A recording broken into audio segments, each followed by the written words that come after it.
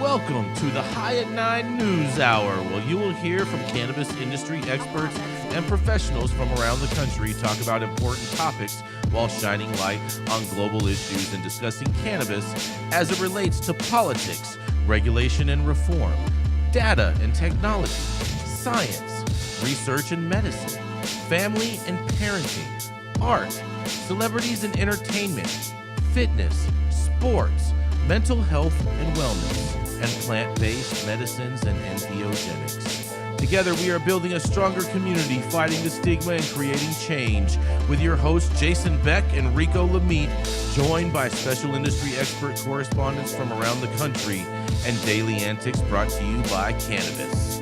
Coming to you live every Monday through Friday at 9 a.m. Pacific Time and high noon on the East Coast. And thank you all for getting high at 9 with us.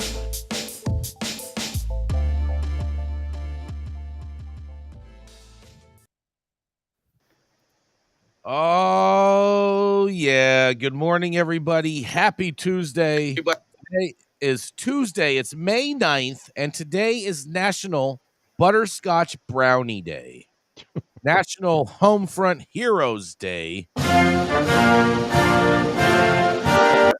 and, of course, Rico, it's your favorite day. It's National Sleepover Day. That's right. Zozo's going to have a little slumber party tonight. It's also National Moscato Day for all the parents that have to deal with teenagers and sleepovers. It's also National Alphabet Magnet Day, because who doesn't love a good alphabet magnet? National Lost Sock Memorial Day. And of course, just for Rico, it is Europe Day. Thank you all for joining us and getting high at 9 with us. It's also high noon on the East Coast. And please remember to like, share, and subscribe to us on all social media platforms. Use that fancy little QR code right there in the top-hand corner of your screen to find out where we live on the internet. And we're live every Monday through Friday on YouTube and audio only on Clubhouse. And if you are joining us in Clubhouse, you can also participate in the show by raising your hand if you have a comment on the story most recently presented. But kicking it off first, oh yeah, we have the dope dad himself. That's right, it's Rico Lamitte, who seems as though he's like trapped in the jungles in Uganda today. But judging by his background, yes, yeah, Uganda. Yeah, that's right. You know about the jungles in Uganda? 100%. We broadcasted live from there one day. Thanks to Starlink. I'm a pooping European. Oh yeah. That's right. It's the dope dad himself, Rico Lamitte. Thank you, Jason.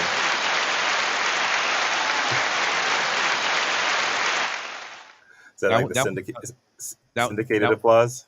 That one sounds more. It sounds more like rain falling on a trailer park roof.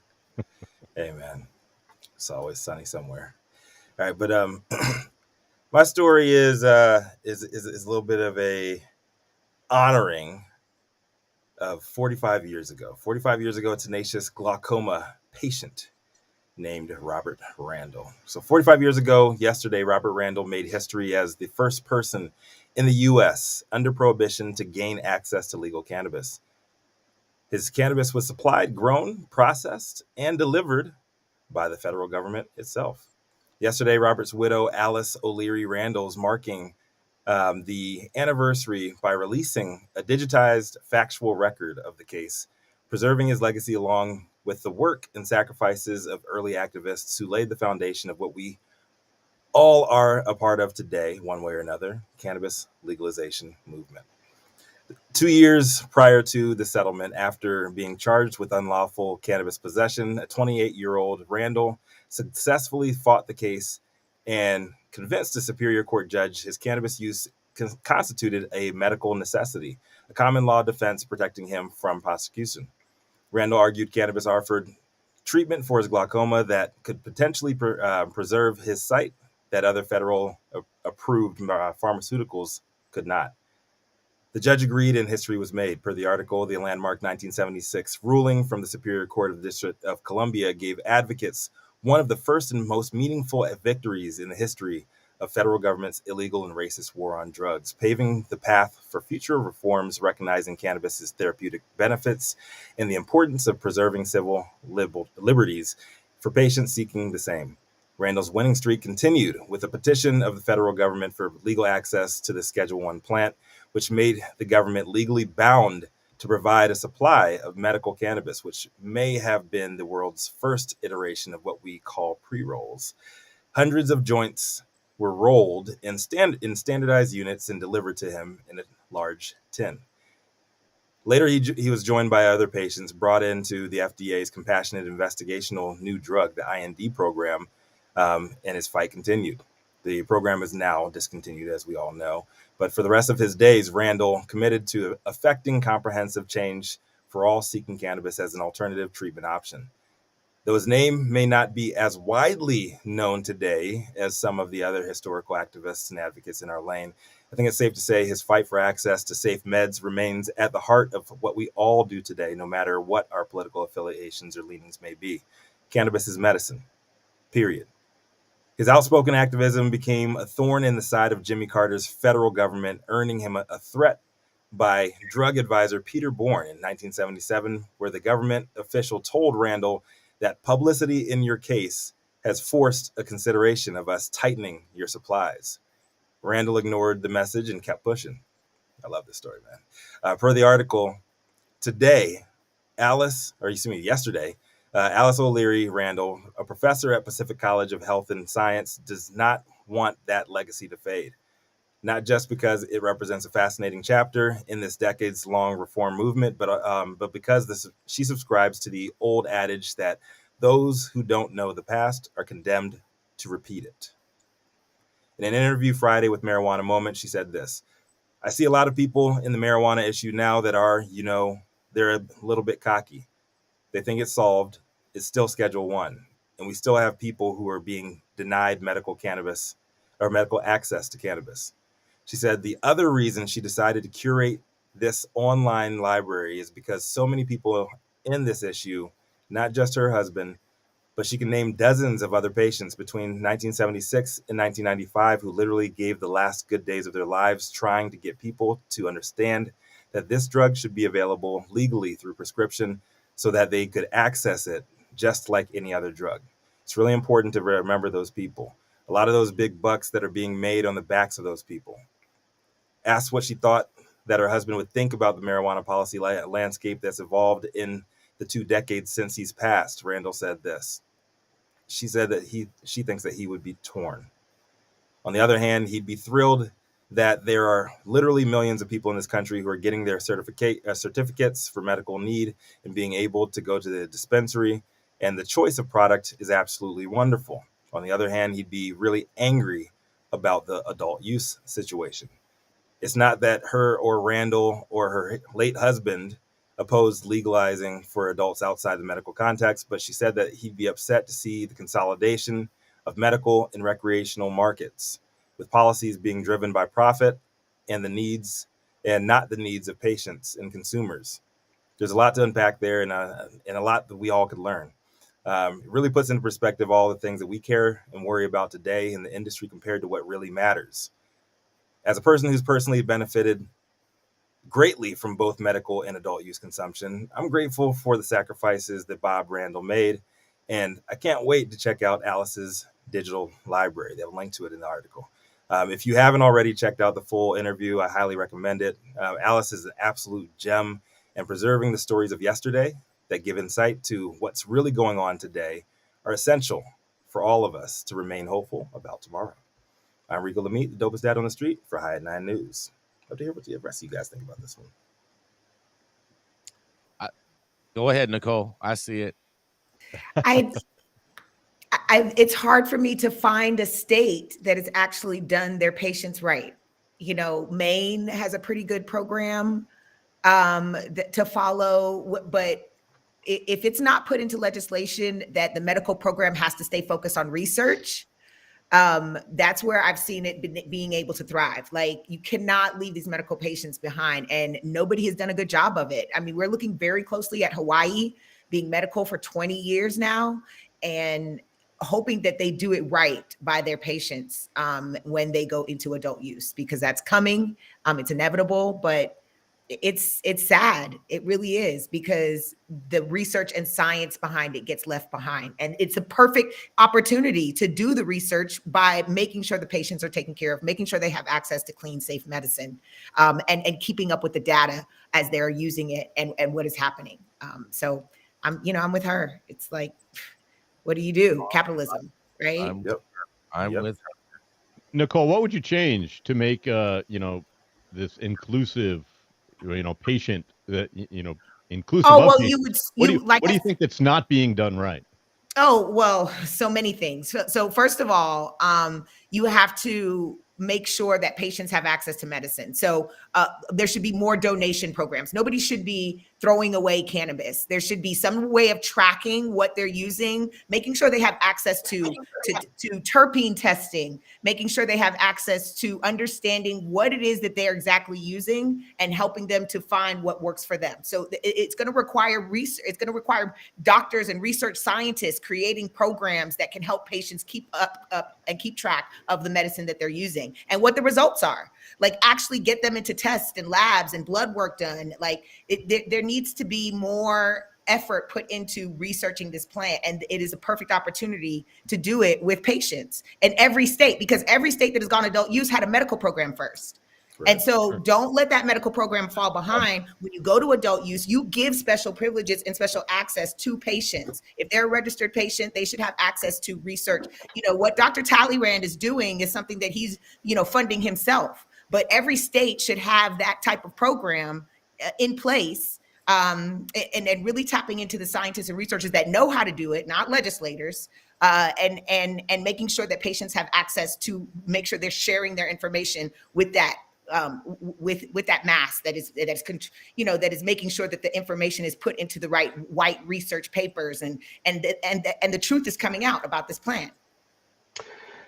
Oh, my idealistic friends. Oh, too bad the cannabis industry will not pay as much as the pharmaceutical industry for the research, and that's the problem. If we have as much effort into some of these things, it's because of money. When you have clinicians at these universities like Anschutz developing immunosuppression technology to sell that technology to a big firm that's going to pay big bucks or donate big bucks, that's what they're looking for. Unfortunately, the only way to really give people the right benefit medically is to just make products that work for them and for us to support them. You're talking about funding? How about all the money? No, not funding, just funding. But the reason why it's not a thing, the reason why these universities or these other clinicians so the taxes that cannabis. Adult use market is generating needs to be going towards that research. That's who needs to be funding it. The taxes from adult use. So you're saying it should be going into general funds? But that's not. But that's we have to combat little kids learning about cannabis in schools. That's what they're using the money for, and keeping it off the street. They're using the money for. Oh, a lot of the money in Colorado. That's what the first thing they started using the money for was to fund programs to take to the schools to tell kids not to smoke weed. Well, and in Nevada, it's for the homeless problem. So it varies. But what I'm saying is there needs to be a pathway for that funding to go towards making sure and ensuring that the medical program has the resources that it needs. So what you're really talking about is unwinding the bullshit bureaucracy in the legislator. That sounds like it's going to happen real fast, Nicole. I'm an optimistic. I will continue to advocate and lobby for those sensible policy. We have a chance with Hawaii. Let's see what happens. But it's about people showing up. Like the legislation that they tried to pass in Hawaii this last session didn't get passed, that tried to shut down these co-ops because the people spoke up in Hawaii. They were like, nah, we're not having this. And so that's why that legislation didn't pass. People have to show up and they have to let their voices be heard. Cooperatives in Hawaii worked with Maine's legislative body to create their program there and trying to preserve their medical program in Maine. No, of course, at the fundamental level, I agree. But it's like someone said, what we use that money for is to fund more enforcement. And that's the problem. So we got to change the way we look at these things holistically from the legislative standpoint to get to that point where we can protect people, protect patients, advance patient rights, advance patients' knowledge on how they can use cannabis to live a healthy, sustainable lifestyle. I know that Gretchen is not here today. There's something that she always brings up, and it's something I read yesterday about folks in Congress. They don't know shit. They don't know. They don't know any of this stuff. Yeah. Well, And, I don't. it's because of the lack of the money. It's because, unfortunately, it's because of the lack of the money coming from the cannabis. I think it's a lack of care. Issues. I think they just don't give a shit, to be honest. The research is there. They don't care because there's no money being money. sent their way.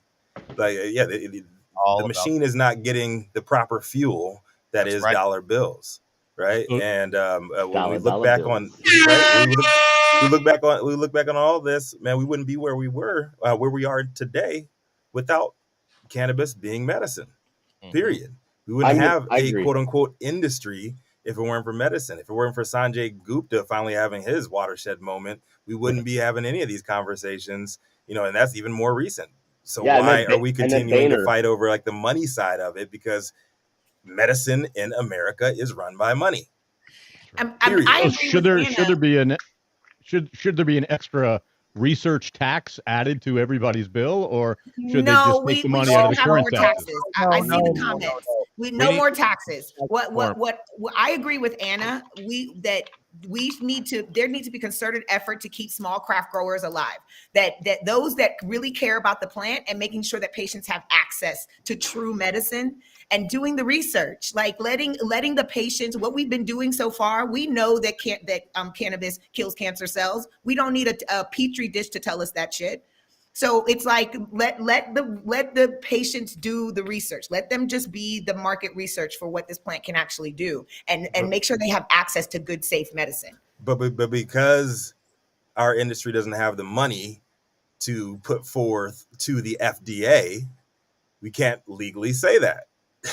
We can't legally say everything that cannabis can do that we all know that it can do. We can't legally say, you can't legally promote any of that stuff. Right. Because the research, because of right? money. The white papers that aren't from the United States, though, because the research is there. It's because of NIDA. And on that, we got to go to a commercial. We're going to be right back. Let's do it. Oh, yeah. You know what time it is? That's right. It's Tuesday over here at Green Street, and we got Smoky Vanilla with us in the building. So that's right. It is time to stretch and smoke. We just got done smoking. Now we're going to stretch it out, and then we're going to smoke again.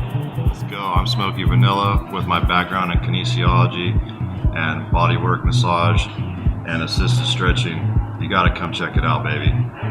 Check me out on IG at Smoky Vanilla 1 Stretch and Smoke, Twitter Smoky Vanilla, Social Club Stretch and Smoke, or also on Sports Recovery by Dan and Jam. If you want to feel as good as I look, then make sure that you get a stretch and smoke in with Smoky Vanilla. Yeet! Oh, yeah. Y'all know who it is coming up next. The industry's longest continuously operating retailer, the self-proclaimed highest Republican in the game, known for smoking on the best weed in the world. West Hollywood's president of cannabis tourism and the most stretched out man in the building, Jason Beck. That didn't sound good. Oh, yeah. Can you guys hear me? Is Smoky Vanilla could be coming over to the Vortex today? Jason, what's going on? Oh, slow down, guys. I got a big story for you guys, okay? You guys are going to love it. Oh, man, let me tell you something about Tuesdays, okay? Because Governor Hochul, that's right, in New York, she just signed legislation to crack down on the illegal cannabis market, you guys. Get ready for this. Governor Kathy Hochul signed a bill cracking down on the illegal cannabis market in New York State as part of a newly enacted budget. According to the state, the legislation allows the Office of Cannabis Management to curb the sale of cannabis from unlicensed storefronts and trucks across the state.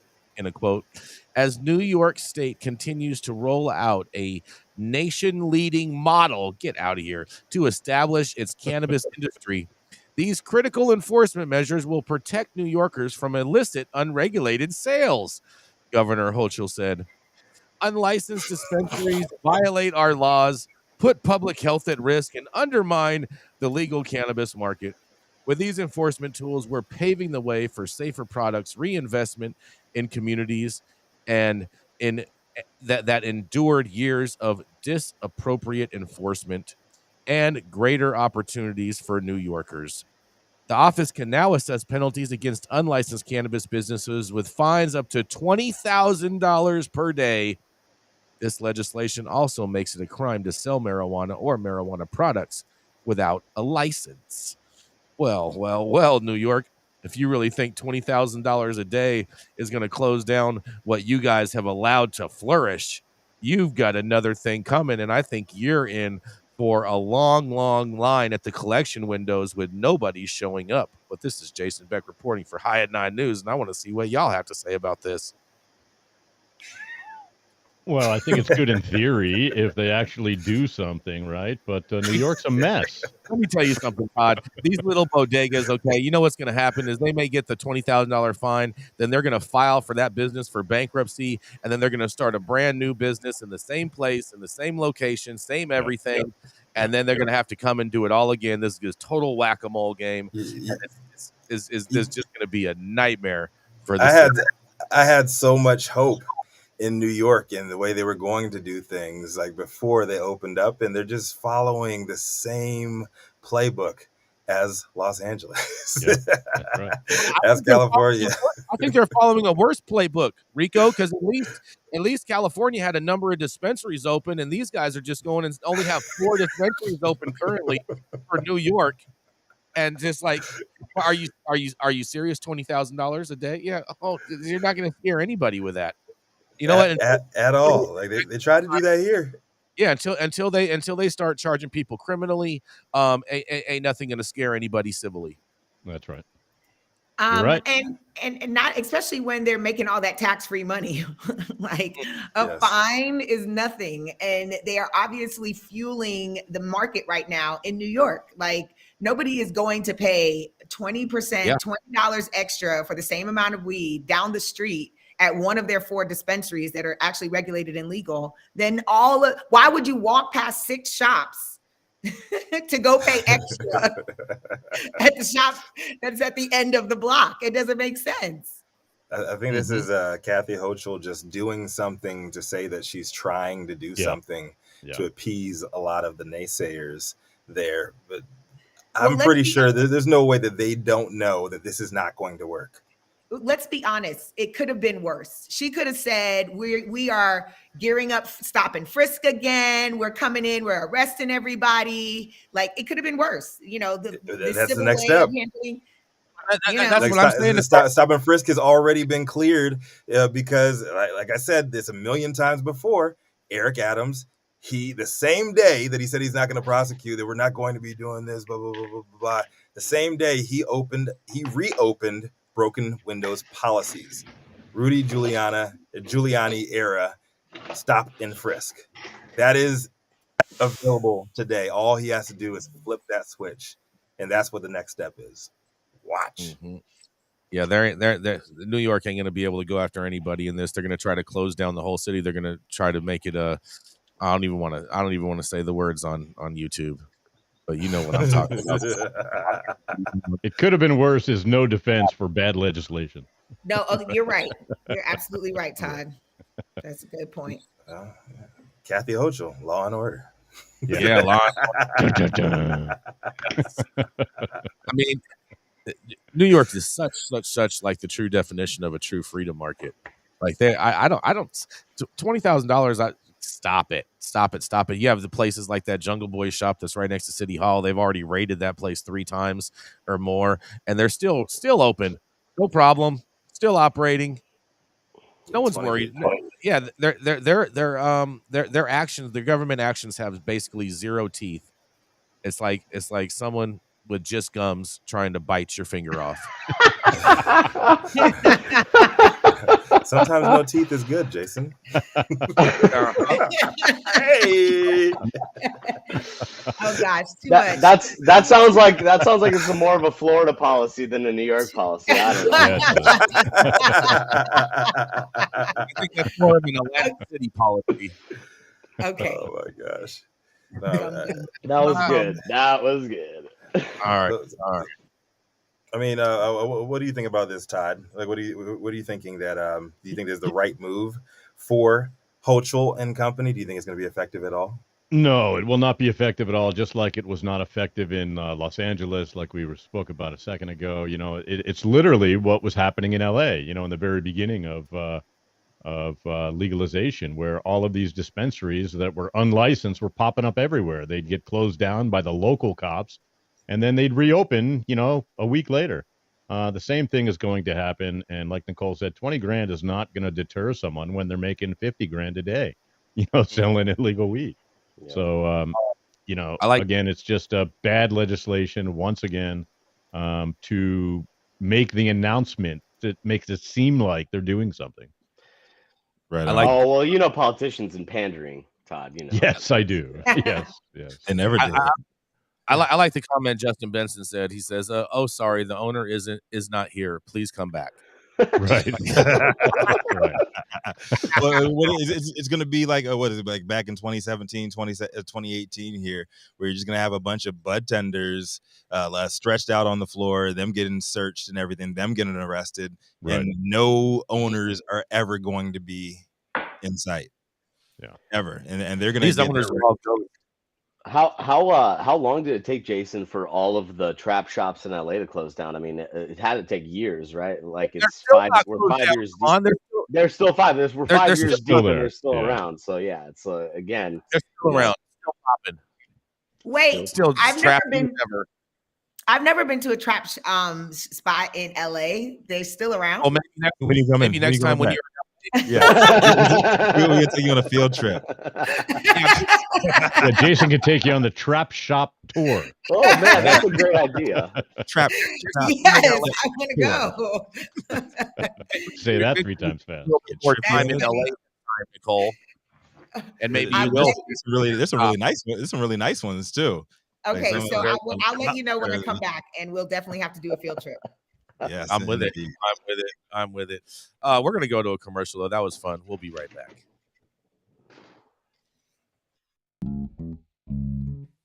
Keeping up to date on the evolving policies of relevant state, local, and federal governments is key to success. When the future of your business is at stake, you need representation as dedicated as you are. With a maze of laws and regulations surrounding cannabis, hemp, and psychedelics, knowing where to begin can be a challenge. Good thing the law offices. What happened? It cut short. I don't know. The internet didn't like that. Keeping up to date on the evolving policies of relevant.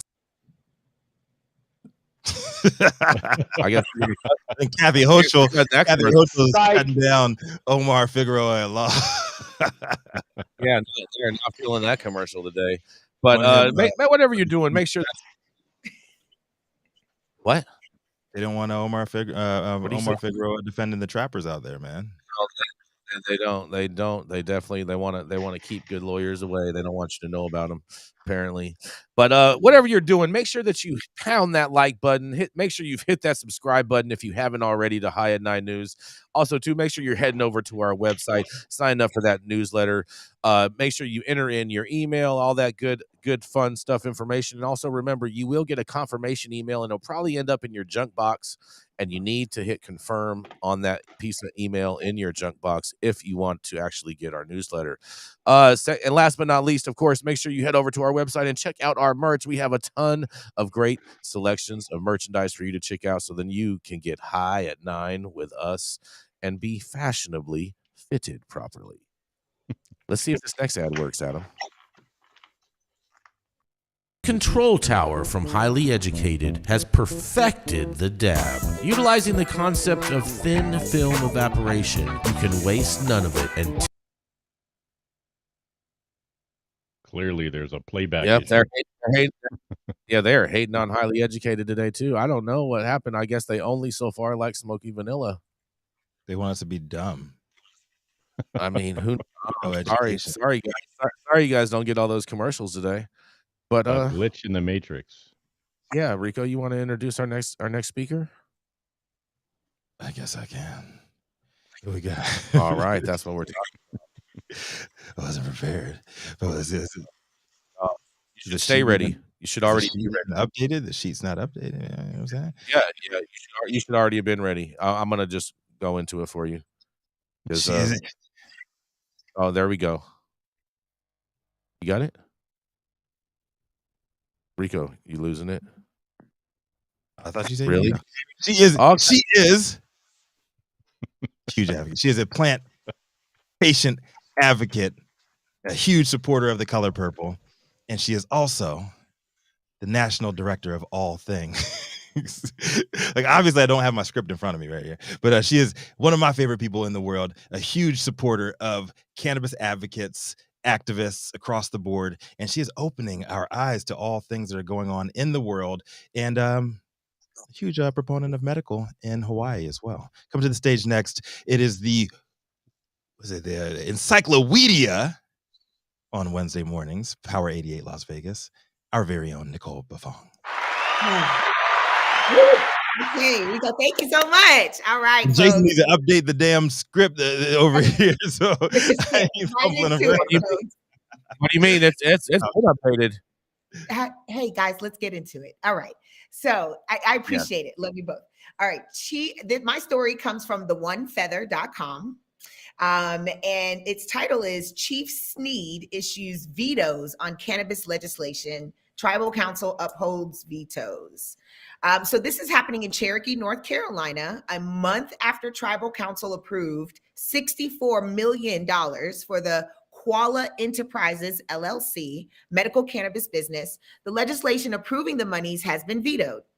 Principal Chief Richard G. Snead sent a letter to Tribal Council Chairman Richard French on Wednesday, May 3rd, issuing a veto on resolution number 496, which was approved by Council on Thursday last month in April.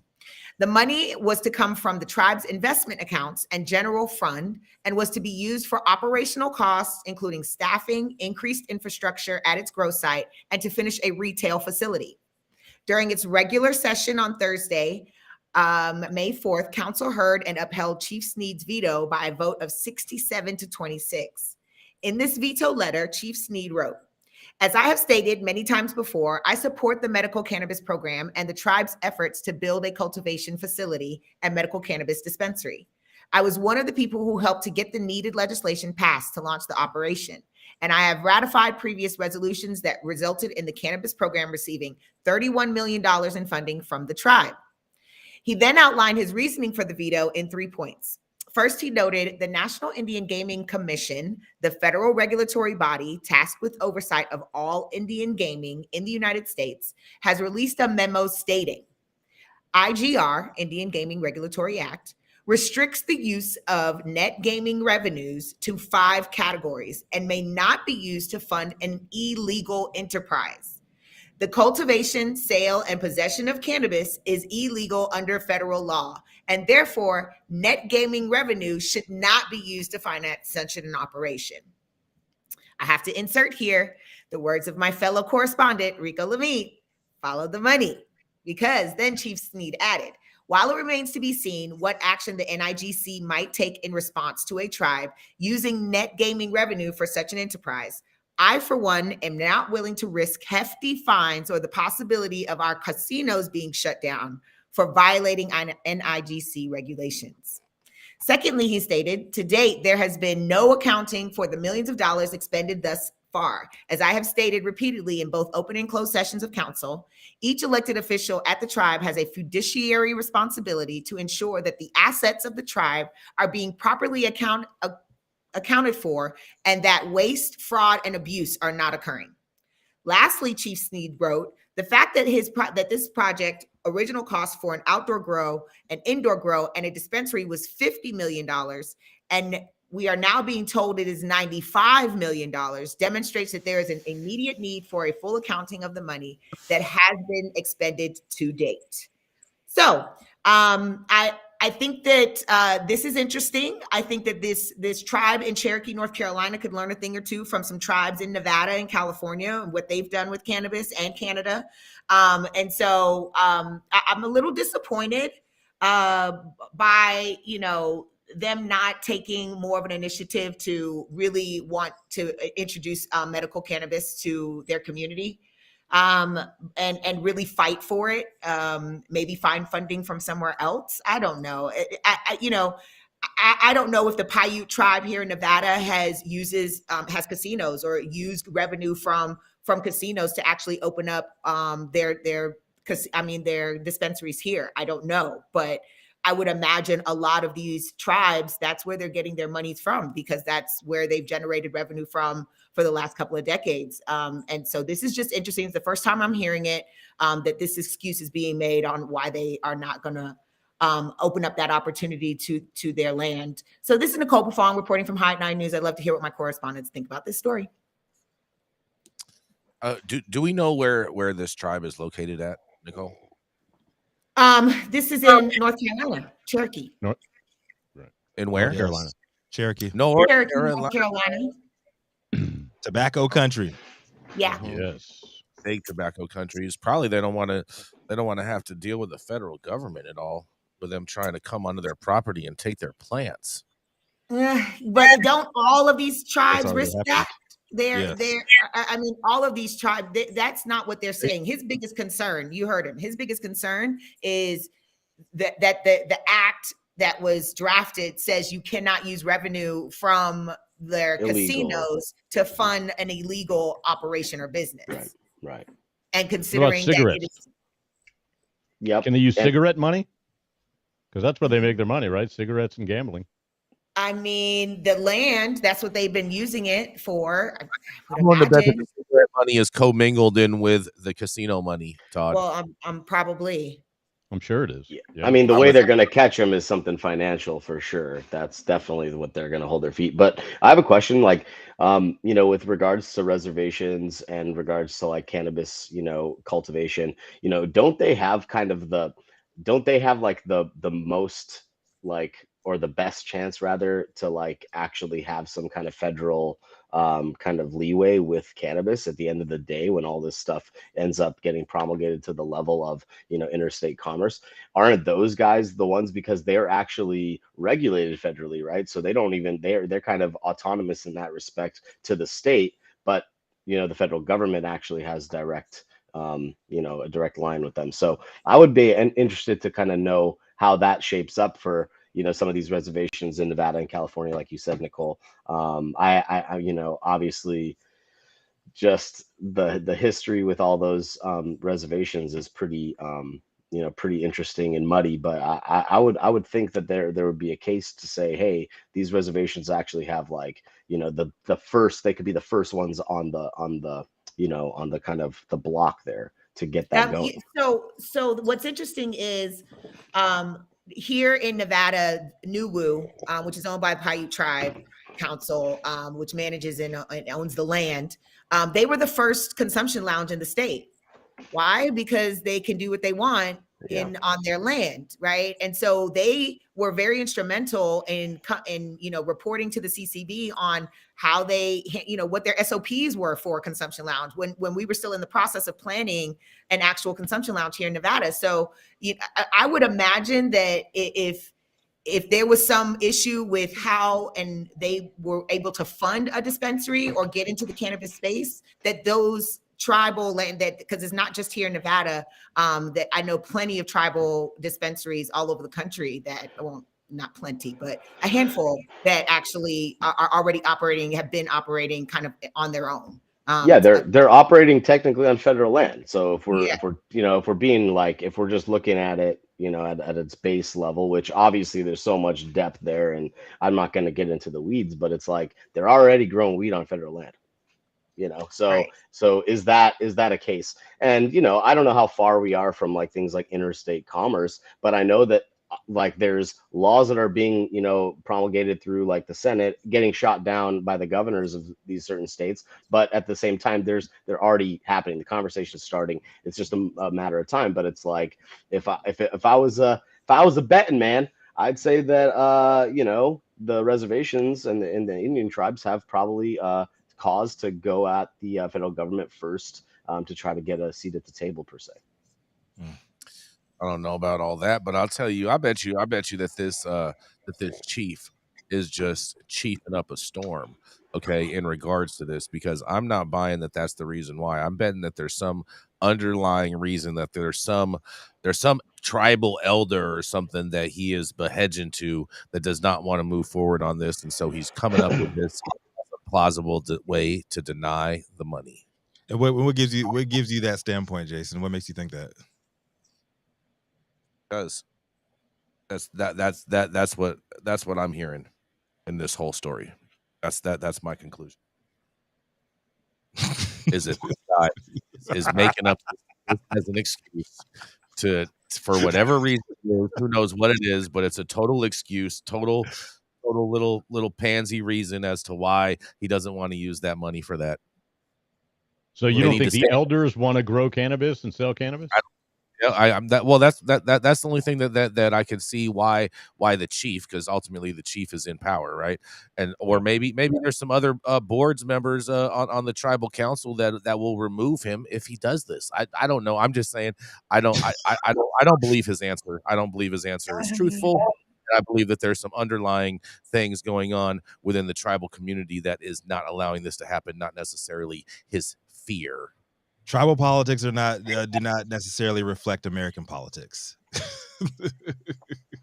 You know, it is a community, and if he doesn't think that this is the best deal, the best way for them to go forward, and their community doesn't think that as well, that's within their rights. Oh, look! Here's another conspiracy theory for you. Here, Benson thinks that he already embezzled the money, so that's why he can't use it for this. Well, let's just stick to the facts. This is what he put in a letter. He made it very clear that it was his fear of losing the money, losing their license for the casino, which is obviously a major revenue generator for the tribe. And so that was what put a stop. I mean, like he said, he initially was all for medical cannabis. He was all for it. He understood the need for it, but he had to take a step back. So somebody's obviously in his ear. And like I said, I'm just wondering, I can't believe none of these other tribes anywhere else across the country have thought about that or considered that and said, oh, this is the reason we're not moving forward. I find that hard to believe because that affects all of them because all of them are under the same regulations and regulation. Someone definitely threatened, in my opinion. Got punked. Or North Carolina is not the most progressive state when it comes to cannabis either, though. So we have to consider that too. No, yeah, but anything. We talked about anything, right? Yeah, they are. However, with like the story that I covered last month with Altria, formerly Philip Morris, and I'm having the worst sales since 1978. They're going to be moving towards cannabis now. They even said that on their last earnings call. So I think we're going to see North Carolina, South Carolina, all those states, they're going to start moving a lot quicker towards whatever they deem appropriate as far as legalization, because they're not making money off those crops like that they could before. I mean, I think Petey Pablo needs to come out with a new remix. Come on, North Carolina, come on and blaze up. Yeah, he needs something like that. That's for sure. That was terrible. That's terrible. Don't hate, Rico. Come on, don't hate. Let's bring Petey Pablo out of retirement, dog. Come on, brother. This guy stinks. What do you think, Adam? You think we can try another commercial again? You think the commercial gods will be friendly to us? Let's see. All right, we're gonna see. How's it going, guys? Saman Rizani coming to you from Green Street here with Jason Beck, smoking on the best weed in the world. Did you know that we have an audio-only version of our podcast available on Apple? Yeah, sorry. I don't. Not today. It was a little better. Yeah, it was a little better. I don't know. Took the toe in the water. Not today. Little commercial tease. The YouTube gods are not shining upon us on this beautiful Tuesday morning. Bastards. No, we're trying though. We are trying. Coming up next, though, also too from Las Vegas. Man, we got a Vegas day over here on Tuesdays. I feel like we should be throwing some dice or something. But instead of throwing dice, we're going to throw Todd Denkin back up on the stage next. He's the founder of DigiPath Labs, where you need to go for all your testing out there in Nevada. And oh, man, he is the eccentric voice that all the ladies love to listen to on High at 9 News. That's right. It's Mr. Todd Denkin. Thank you. Wait a second. All the ladies like to listen? Well, hello, ladies. That's what we hear in the streets. They love that Well, that's liquid nice. gold voice of yours, man. Well, thank you. Thank you very much. My story is from cannabis.net. As the feds won't legalize marijuana, but you can now smoke weed and work federal jobs at the FBI, the ATF, and the Secret Service. So as the workforce undergoes a generational shift, with older generations more aligned with Nancy Reagan's ideology retiring, the government and employers are compelled to bring in younger workers. These recruits grew up in an era where cannabis is perceived as a medical and relatively harmless way to unwind and enhance one's life. Regardless of their personal opinions, the federal authorities and employers are aware of the poll, resulting that over 50% of Americans use and support cannabis legalization. While medical marijuana use is legal in 38 states and Washington, D.C., and recreational use is permitted in 22 states. Despite this, the situation is paradoxical as cannabis remains illegal under federal law. To clarify, the government has not authorized its employees to use cannabis. So, what exactly is changing? Well, the FBI, the CIA, and military are relaxing cannabis related policies. In the past, simply admitting to cannabis use would disqualify individuals from numerous federal jobs. However, now agencies are relaxing their policies regarding prior marijuana usage. According to the New York Times, 3,400 newly enlisted military personnel who tested positive for drugs on their first day were granted a second chance in the last 5 years. Additionally, everybody's favorite president, President Biden, is anticipated to discontinue scrutinizing applicants' historical cannabis use when applying for security clearances. Traditionally, the CIA advised potential applicants to abstain from cannabis use for at least a year before submitting their application. However, in April 2020, they reduced this period to just 90 days. Similarly, the FBI reduced its abstinence requirement from 3 years to a year in 2021.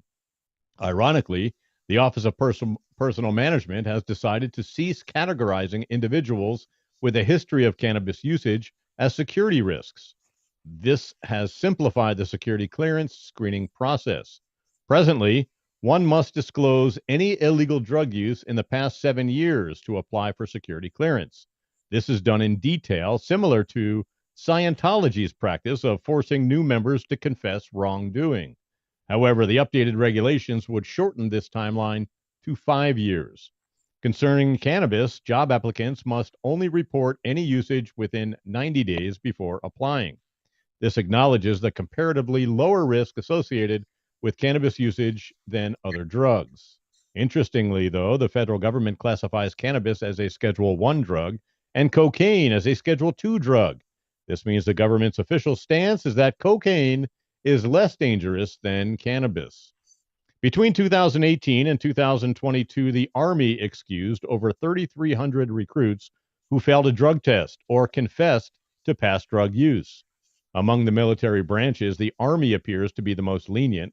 The Navy has historically adopted a zero-tolerance policy for recruits who failed the drug test.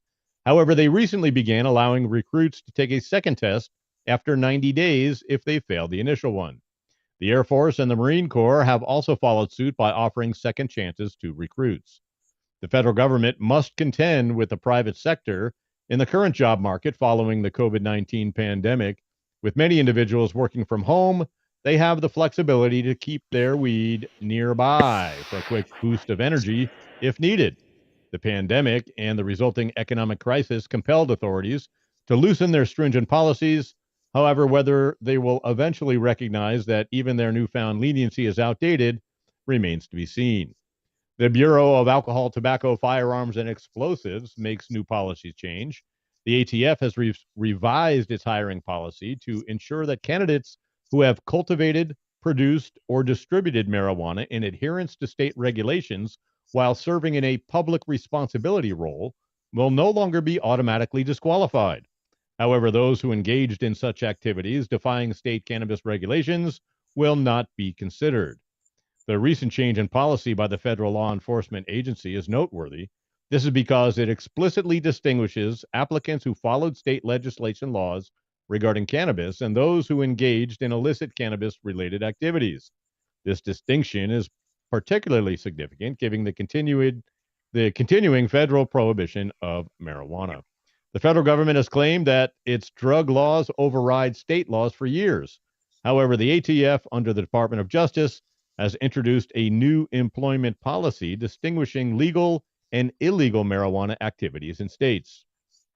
Under the new employment policy of the ATF, applicants who have participated in state legal cannabis activities will no longer be automatically disqualified, but it's still possible for them to be denied employment, especially if the activity occurred while serving in a position of public responsibility. The employment policies in many industries, from federal agencies to private firms, continue to impact changing attitudes regarding cannabis usage and legalization significantly. While some businesses are still catching up with the times, others are starting to understand that they must change to remain competitive in the labor market. Amazon, for example, takes a progressive stance, and Amazon suggests that its smaller business associates managing delivery vehicles refrain from screening drivers for cannabis consumption. In June 2021, the major retail corporation declared that it would alter its drug testing protocol for U.S. field operation units and, in various circumstances, would no longer conduct screenings for marijuana. Dave Clark, who is a retail executive at Amazon, said, "Similar to several other employers in the past, we have previously denied employment opportunities to individuals at Amazon based on testing positive for cannabis use. Nevertheless, considering the recent development of state laws throughout the U.S., Amazon has decided to alter its approach. The company will no longer incorporate cannabis in their all-encompassing drug testing program for any positions that the Department of Transportation does not regulate. They will treat cannabis akin to alcohol consumption. As additional states legalize cannabis for medical and recreational uses in the future, it will be interesting to see how employment policies change. If the federal government eventually implements it, comparable procedures are still available. The debate over marijuana use and how it affects the workplace, however, is far from over." I'm Todd Denkin with High at 9 News. And Jason, are you excited? You can finally apply for a job at the ATF. Alphabet boy. Or you Jason. mean the ATF can actually finally hire me now? Is that what you really That's mean? right. That's Yeah. right. I mean, we this is really this has been trending for a while with a number of different federal departments. I know the FBI had a hard time hiring hackers and whatnot that didn't have cannabis in them, so they were saying how they needed to change their policy. So I'm glad to see that this has been finalized. And is this for all governmental agencies? And is there a listing of how high your clearance can go, like how high you can actually get in one of these job positions? Well, it says that all federal jobs at the FBI, the ATF, and the Secret Service. So you can be a Secret Service officer and still be, ducking in the car to, do a little bong hit. I wonder if they did put CIA because they knew that if you were smoking, then that would ruin your disguise, because people should be able to find you if you're smoking that good. The CIA is not supposed to be operating on U.S. soil, right? It doesn't matter about U.S. soil. That's not the point. They just rebranded. They just rebranded to the NSA. Right. It's okay, Rico. Right. Yeah. Be rebranded, right? Rebranding. Rebranded. No, man, I think they are trying to eat their cake. They're trying to have their cake and eat it too. With this one, I know that they're inching towards federal legalization here and all of that, but how are you going to be enforcing laws that you don't even have to adhere to yourself? I think that they should not be able. They shouldn't be able to. They shouldn't be allowed to consume any of this shit, and so we can dwindle their numbers down. Less of our tax dollars paid towards their salaries, and we have less enforcement. Problem solved. Yeah, and then you have anarchy, like what's going on in the streets of these cities today. But actually, you have like all that unrest and shit in areas where you have more enforcement. Yeah, we're not going to show all that. Yeah, tell the truth. I have police areas have more civil unrest. I'm happy now. Hopefully, too, maybe these government agencies can get more stoners in there, and things can get a little bit lax. For legalize it first. Fuck that. I want my cops following the same not rules. about legalization; it's about descheduling, Rico. Without I want descheduling, to. all of your hopes and dreams are only We're not hopes. gonna. It's not Rico gonna be just descheduled. Rico just wants keep to it a buck. smoke a blunt with the cops. That's really what he's saying. He's really just saying he wants to pass the blunt to a public. Legalize it. If I can have a beer with a cop, I should be able to smoke a joint with a cop. You should. All right, 100%. You should. Let me tell you. Let me tell you something. I have a second, brother. Okay, you guys are going to find this extremely interesting. Okay, I could not pass this up when I saw this. Gang violence could end open cannabis trade in an anarchist commune named Christina. What do you think about that, Rico? The 40-year-old history of the open cannabis trade on Pusher Street. Hey, hold on. Oh, we still got Saman, man. Oh, we have some on? It's okay. It's okay. He's already here. It's okay. I'll wrap. Oh my God, I wasn't But sure. these no commercials has you right. Up next, he's a dope dad, student, and true believer in the medical properties of cannabis. And over the last 15 years, helped develop products in Colorado, California, Florida, Massachusetts, and New Jersey. Coming up next is not Jason Beck. It is Saman Rizani. Well, I have a story out of Missouri. I'll try to go fast so we can hear the rest of Jason's story there. But marijuana industry in Missouri, marijuana, this is for Marijuana Moment, by the way. Marijuana industry, Missouri regulators at odds over rules targeting packaging aimed at children. Here we go again.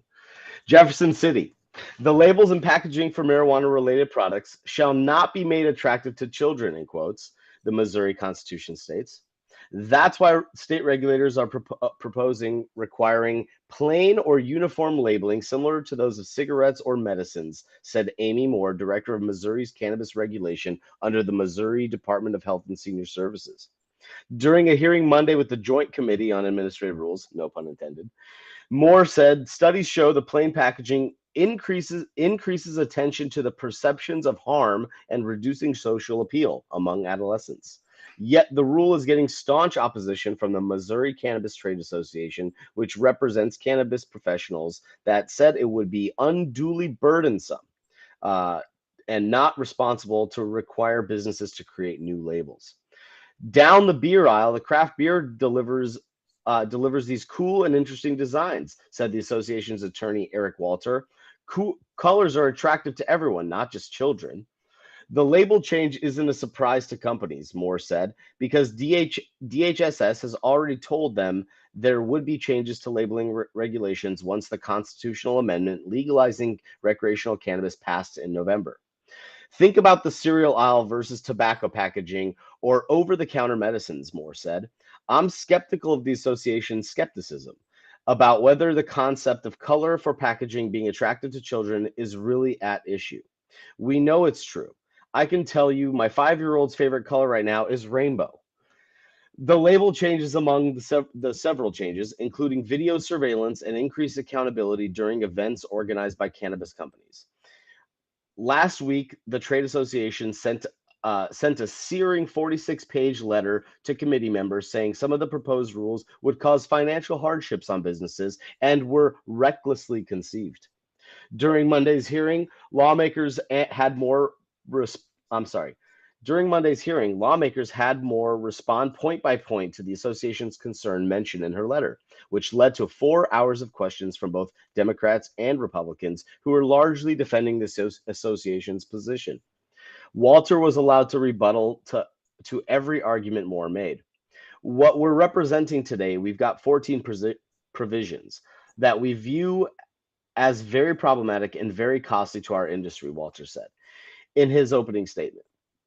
More expensive product means a percentage of all those people don't buy from the regulated market. They go to the illicit market. Obviously, the goal would be to drive down the prices and have the people buy from them and the regulated market.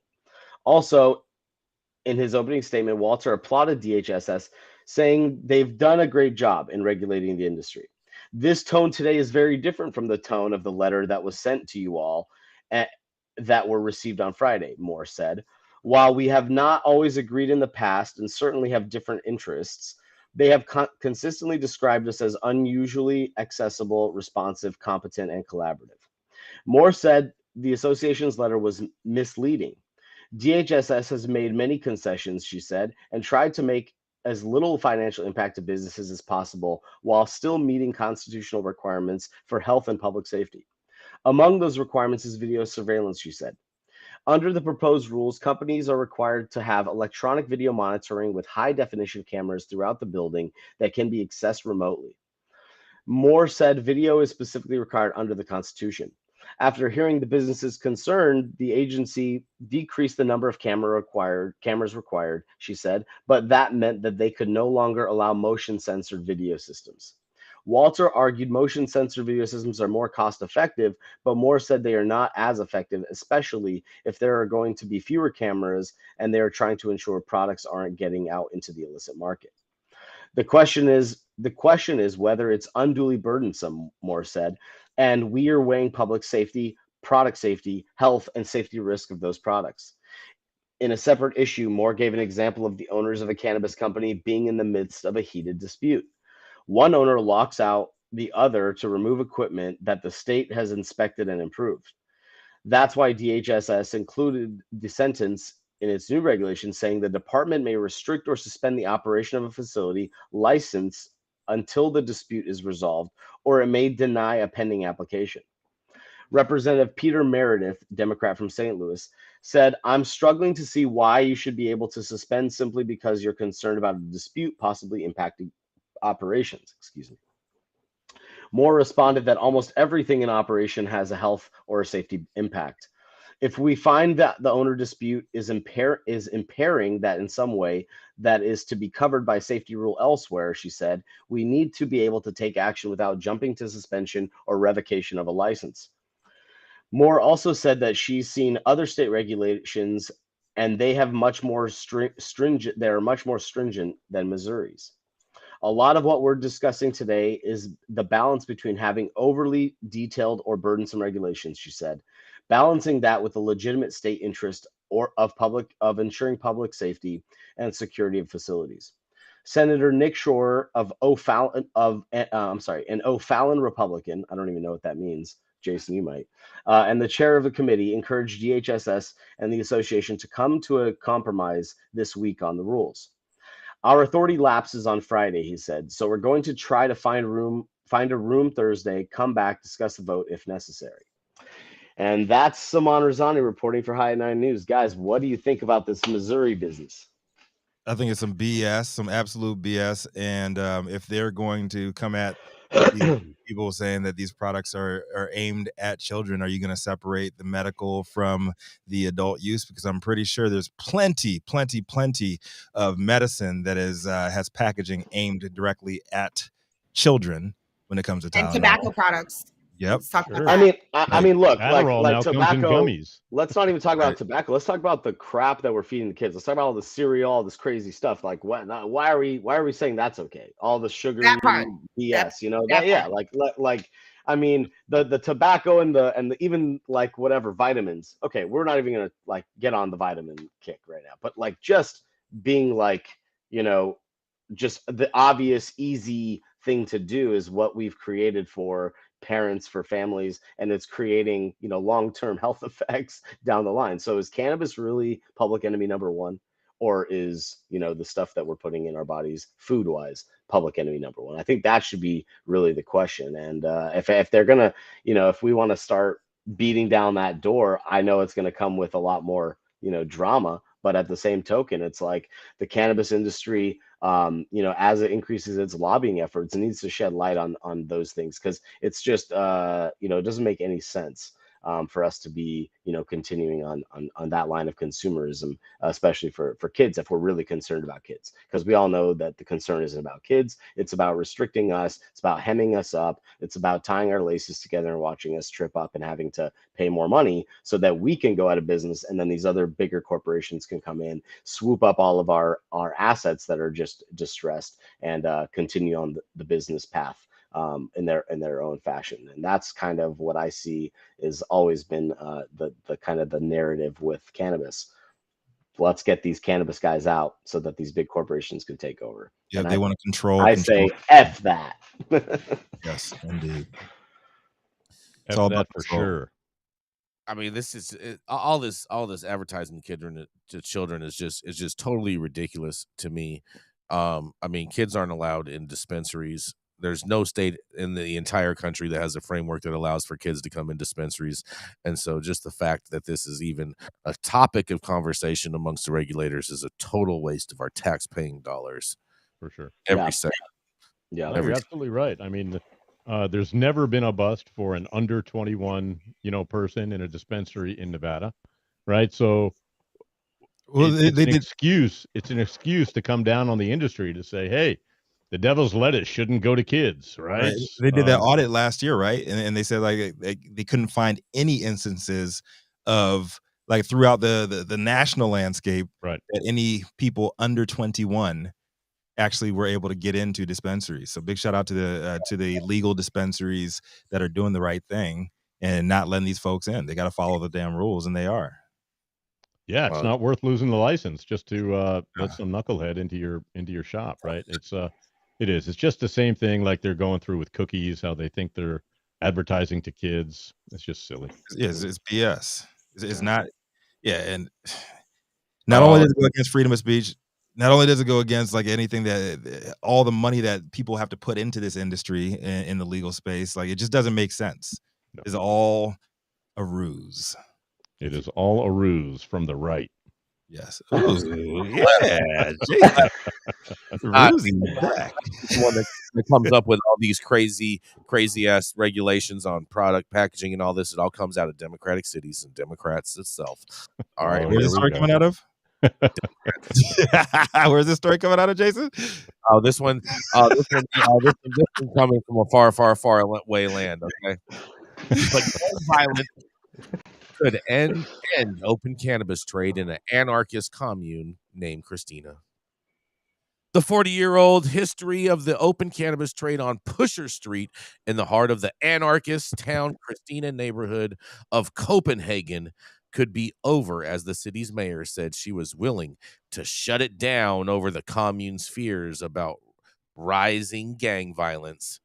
Christina is a self-proclaimed autonomous commune in the Danish capital that has been allowed to effectively run itself as a social experiment since the 1970s, despite periodic threats of a cleanup by national governments. At its heart is Pusher Street, where stalls operated by locals openly sell cannabis, but ever worsening violence in the Green Light District has organized criminal gangs have moved in and vied for dominance, has prompted growing concerns over resident safety. But the mayor of Copenhagen, Sophie Hasseltrop Andersen, has now warned of an interview, or has warned in an interview with Extrata Bildet newspaper that the violence has to end, and offered to close Pusher Street's drug trade down if the 1,000 people living in the Christina commune agree. Anderson said, they're not going to agree to that. Of course, this is stupid. In a quote, Anderson says, the violence and crime around Pusher Street has now reached a level where neither can nor want to deal with it. In Copenhagen, I believe we must have room for Christina. It is both skewed and alternative. It's creative, but this harsh organized violence must be written out of the future around Christina. In another quote, that is why my message is also that if Christinians make it clear that they are ready to close Pusher Street and replace it with something else, then we in the municipality of Copenhagen are ready to support putting together a plan to find out what should happen to the street. That's called gentrification right there. And this article goes on and on. We're way past time, but they're trying to close Pusher Street down in the commune, the anarchist commune. What do you think about this being an anarchist? Okay, what are your thoughts?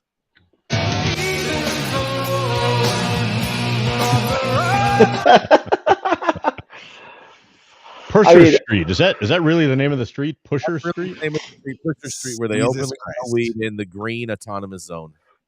So it's been It's been going on for the last 50 years. Is this what you're telling me? And they're calling them anarchists now because they're trying to like govern themselves and they're trying to like do their own thing. I mean, in all reality, I mean it's just it seems like they're just doing their government a favor by not making the cops go and go in there and govern their Christina city. They're doing it themselves. But I mean, what are you gonna do? These the bloodlines of these people. I mean, we go way back, Leif Erikson shit, guys. Come on, this is like they're conquerors. You know what I mean? It's like you got to just let them do their thing.